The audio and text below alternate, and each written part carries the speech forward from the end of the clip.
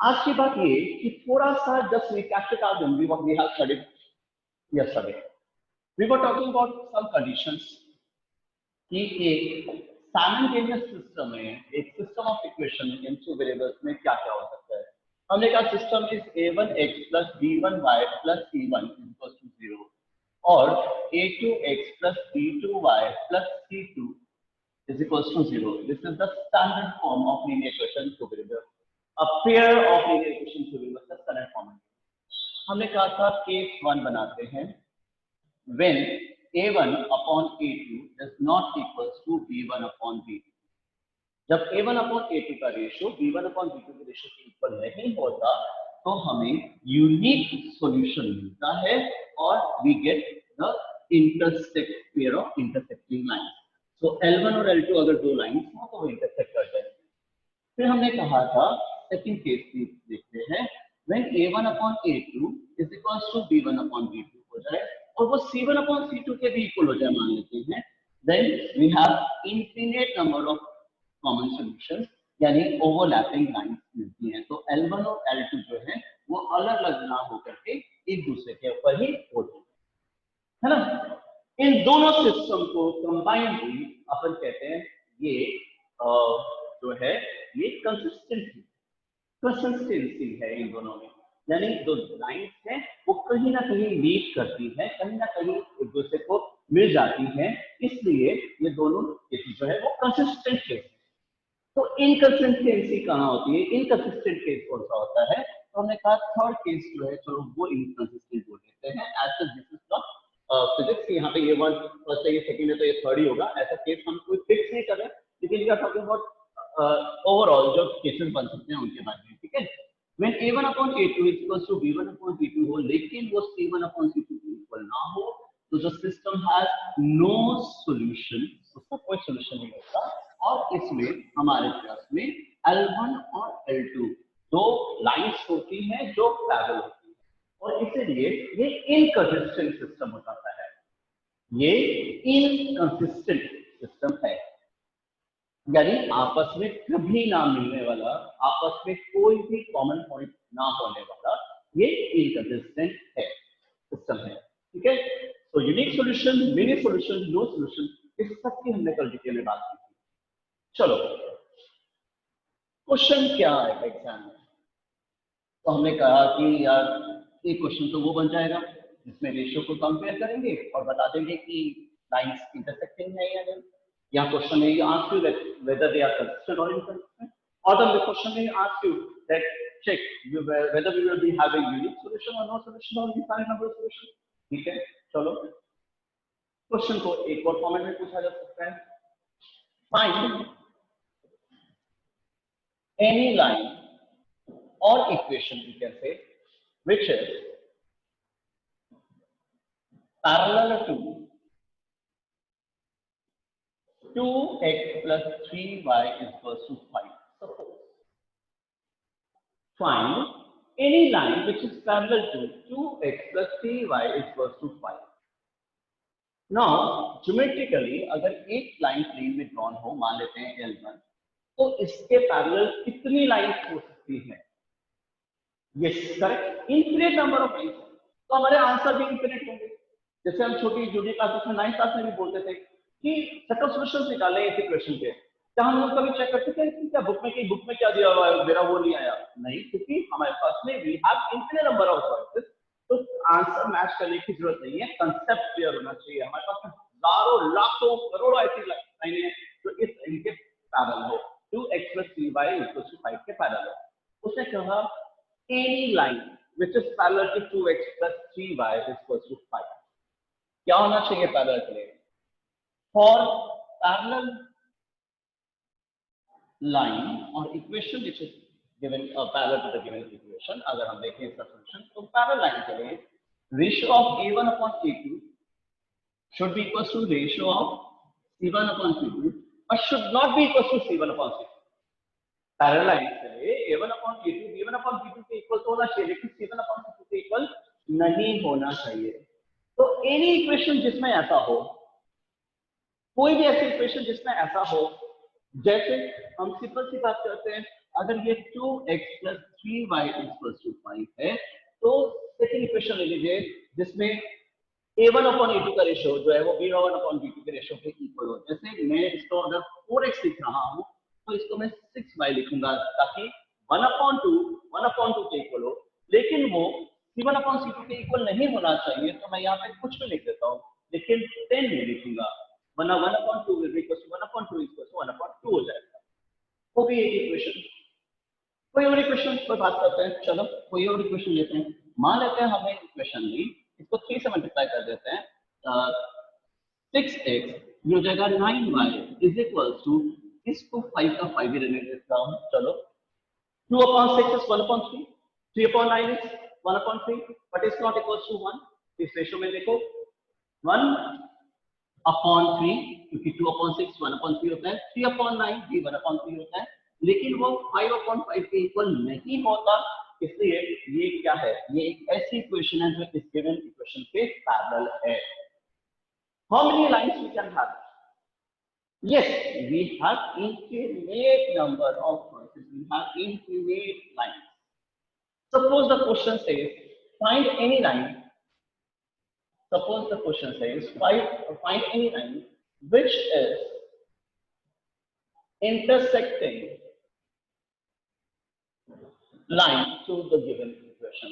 Suppose intersecting हो, तो 2x plus 3y equals to 5 में हमें चाहिए क्या? For intersection, for unique solution, for intersection, what we need?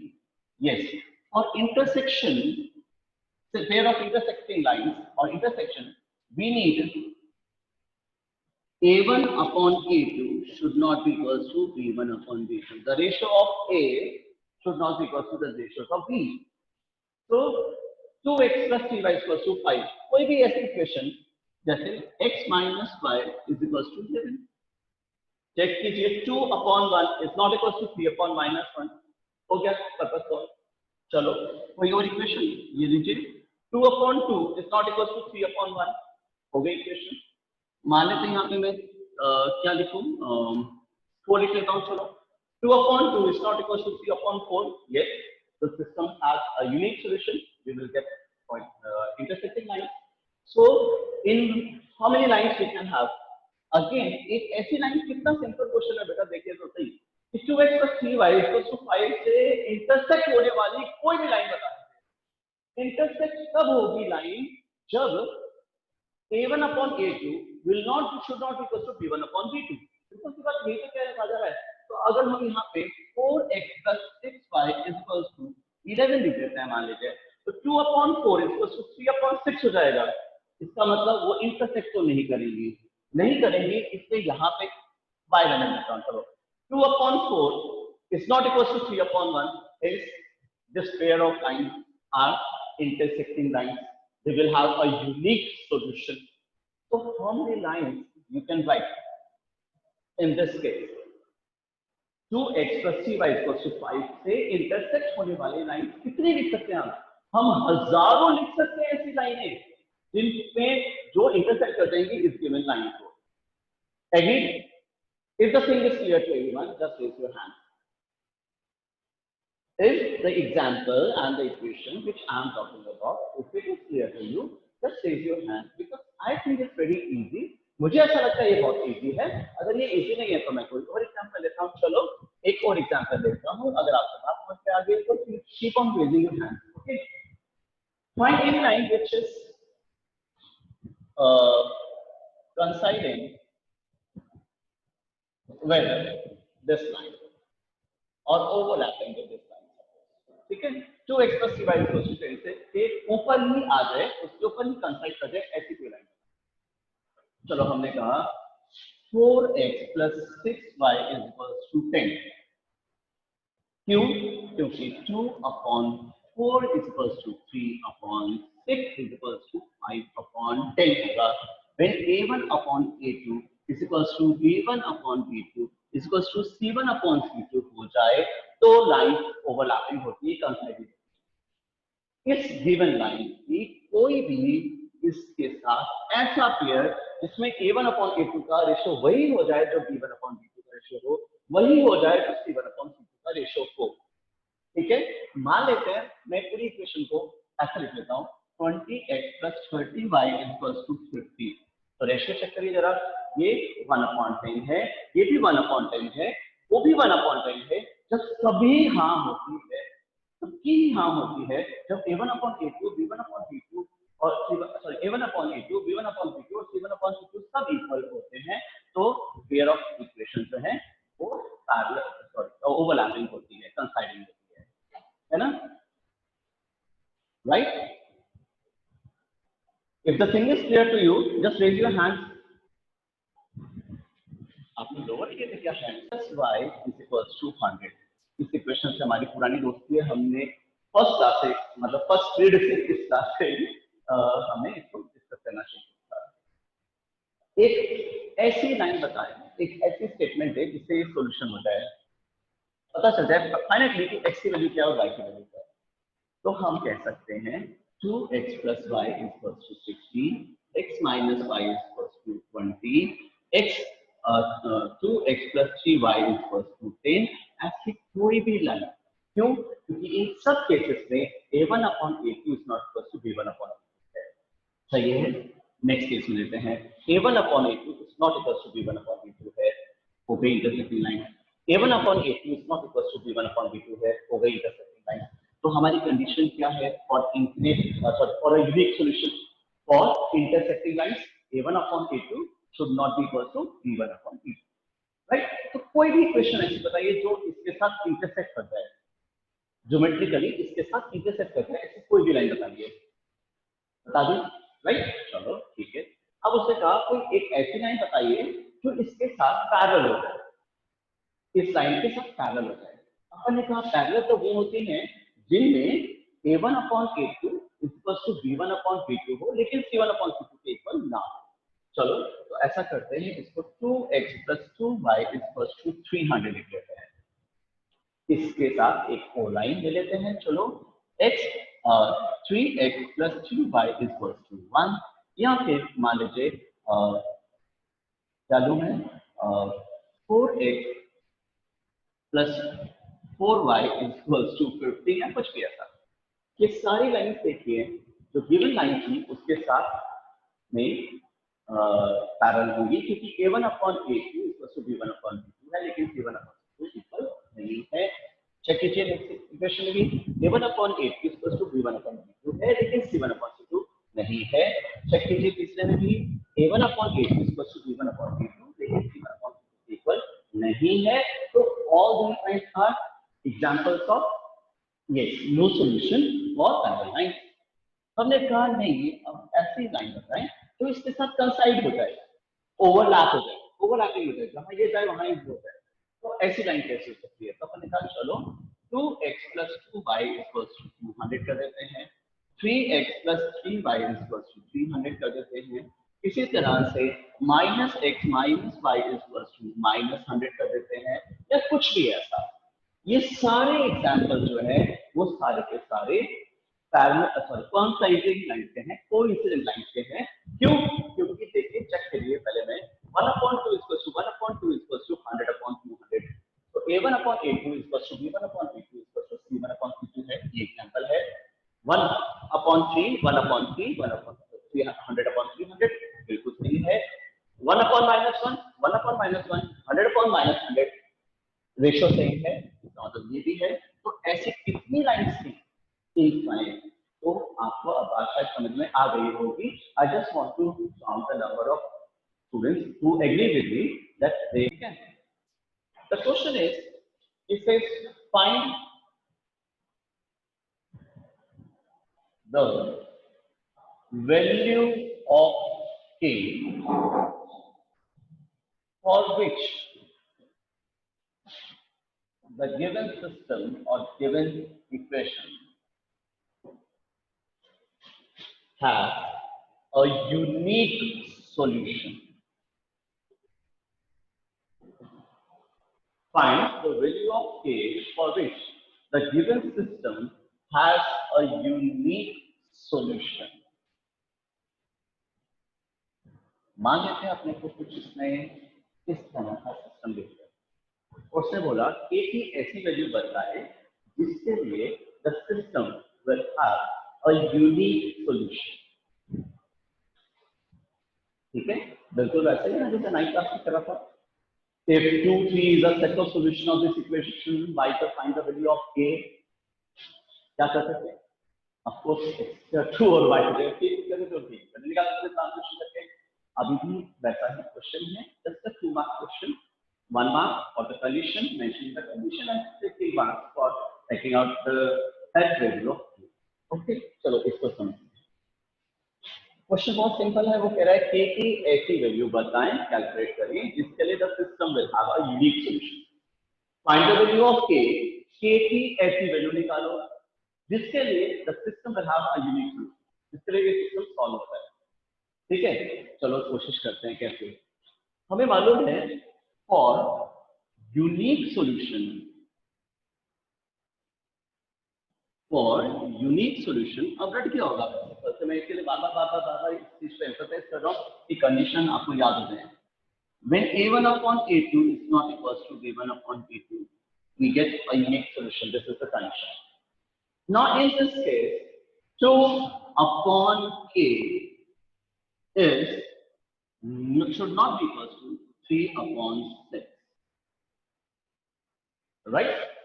2 upon k is not equals to 3 upon 6. Initially, the students इसको गलती से is equals to का साइन लगाते हैं कि is equals to नहीं होना चाहिए, है ना? So what we want to say is k should not be equals to 4. Check out the simple calculation. K should not be equals to 4. It should not be equals to 4. Then what it should be? The question says what is the value of k? हम कह रहे हैं k 4 नहीं होना चाहिए। ये बिल्कुल वैसा ही है जैसे कि दुकान पे गए और सिर्फ दुकान पे गए और पूछा कि सर इस मार्केट की कीमत क्या है? उसने कहा 25 रुपये नहीं है। मैं पूछ रहा हूँ दुकानदार से इसकी कॉस्ट है, what is the cost of this market? 25 rupees का नहीं है। और तो कितने का है?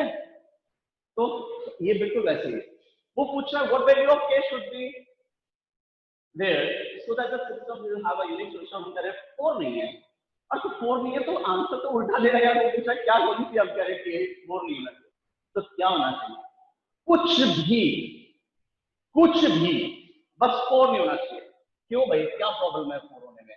चलो इधर 4 पुट करके देखते हैं क्या होगा।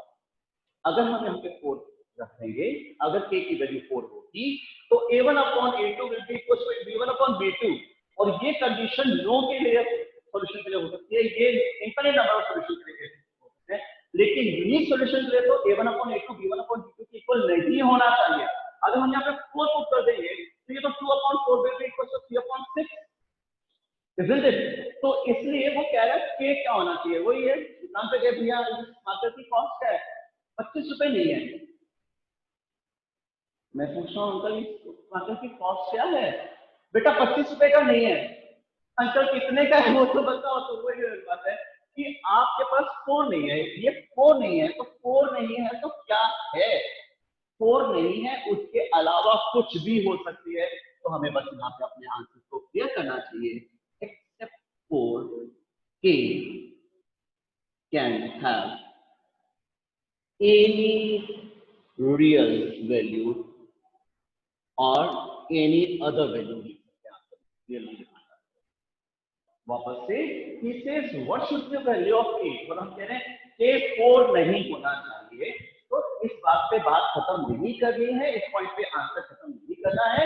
अपने को याद रखना है कि क्या होनी चाहिए। हम कह रहे हैं k 4 नहीं होना चाहिए, तो आपको समझ में आ रहा है ये इसकी इंपॉर्टेंस कि ये क्यों स्टेटमेंट मैंने लिखा है यहाँ पे कि 4 नहीं, इसके अलावा कुछ भी।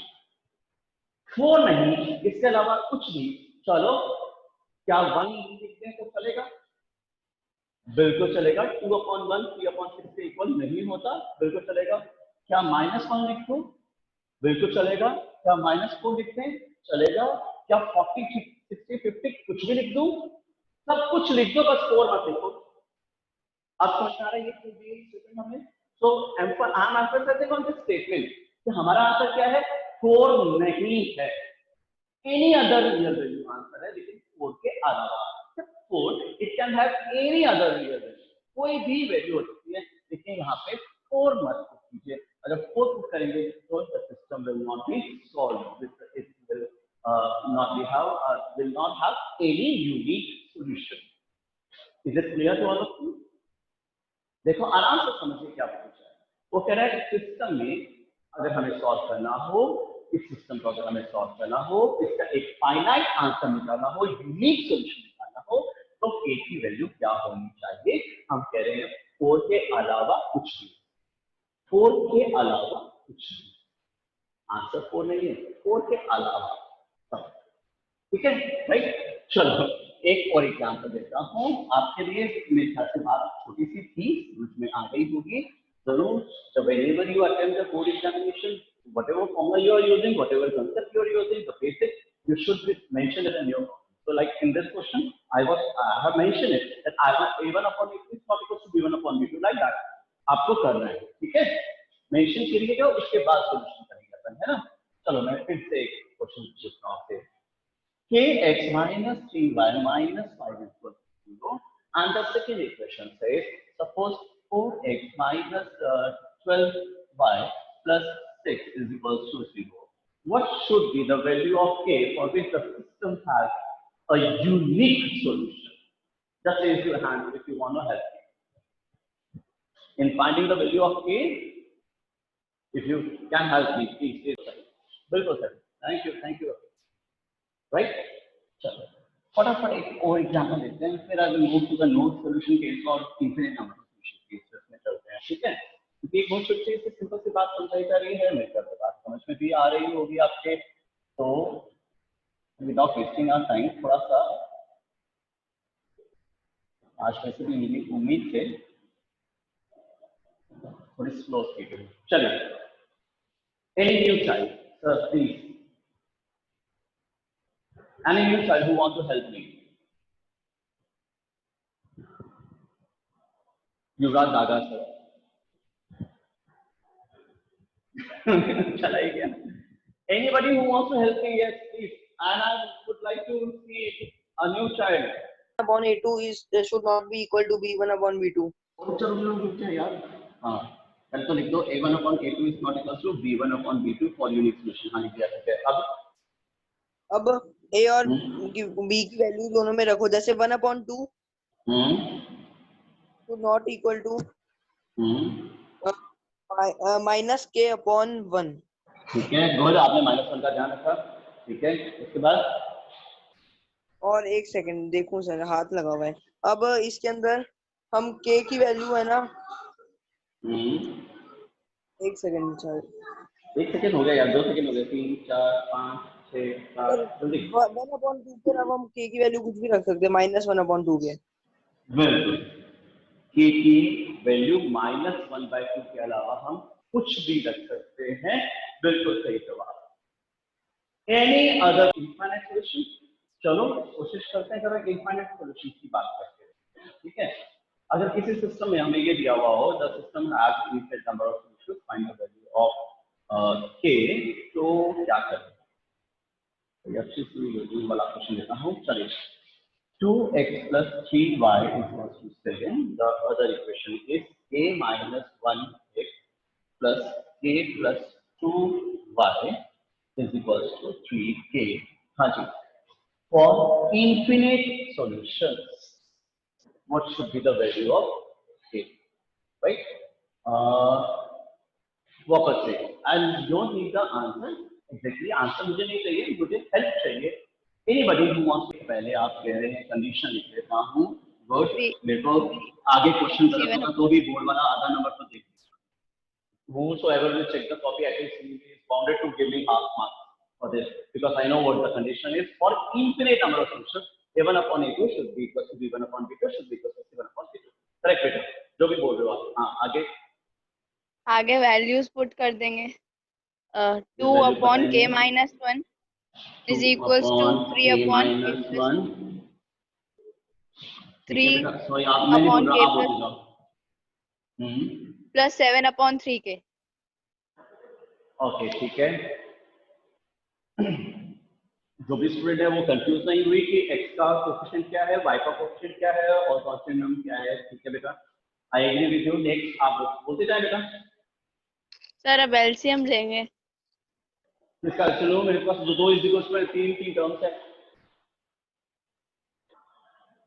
दो इज इक्वल्स टू होते हैं तो हमारी चॉइस होती है उसमें से किस इज इक्वल्स टू को लेके या किस लेफ्ट हैंड साइड और राइट हैंड साइड को लेके हम सॉल्व करें। तो ऐसा करते हैं, इग्नोर मारना सीखते हैं। ठीक है, चलो एक बारी के लिए मैं इसको इग्नोर मारता हूँ। काटना केवल आपको समझाने के लिए है, ये मैंने इसके लिए इससे रॉन्ग किया है कि मैं इसको इग्नोर मारता हूँ। Why don't I equate these two only a1 upon a2 और b1 upon b2 को इक्वेट कर लूं तो मेरे पास k की वैल्यू आ जानी चाहिए शायद। देखो 2 into a plus 2 should be equals to 3 into a minus 1. So 2k plus 4 is equals to 3k minus 3. So k is equals to 7 आएगा मेरे पास। अगर मैं फर्स्ट और सेकेंड को इक्वेट कर देता हूँ, मुझे मालूम है आप में से कुछ ये कह रहे होंगे सर आपने सेकंड और थर्ड को क्यों नहीं किया।